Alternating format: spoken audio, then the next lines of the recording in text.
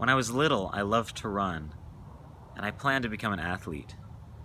But at age 8, I was diagnosed with juvenile rheumatoid arthritis.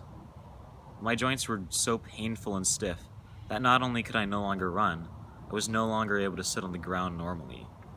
And because of this, I became antisocial and struggled to fit in at school. In order to make me involved in something, my parents ended up putting me into the Cub Scouts, and that was where my life changed.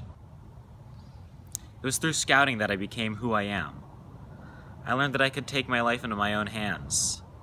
If I had the motivation, I could sell the most popcorn and become the popcorn king.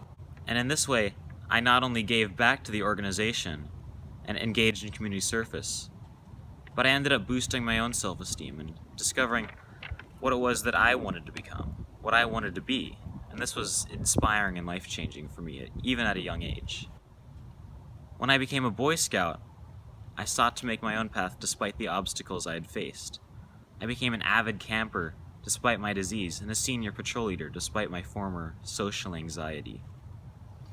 Using my newfound skills, I participated in a variety of community service projects. For my Eagle project, I ended up constructing a large rainwater collection system for a community garden. It was an ambitious project, to say the least, but scouting had taught me that if I put my mind and spirit to something, I could accomplish it. And I did. This ultimate teaching of scouting culminated in my 2-week Philmont trek, an arduous backpacking journey that I chose to go on despite the skepticism of my doctor. And when I climbed to the top of Mount Phillips and was able to gaze across miles of beautiful scenery, I knew that I'd accomplished something which not only seemed impossible, but which would remain monumental for the rest of my life.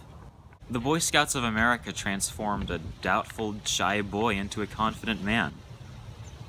And when I took the Eagle Oath, I pledged to be a lifelong example. And on my honor, I will do my best to pay that promise forward.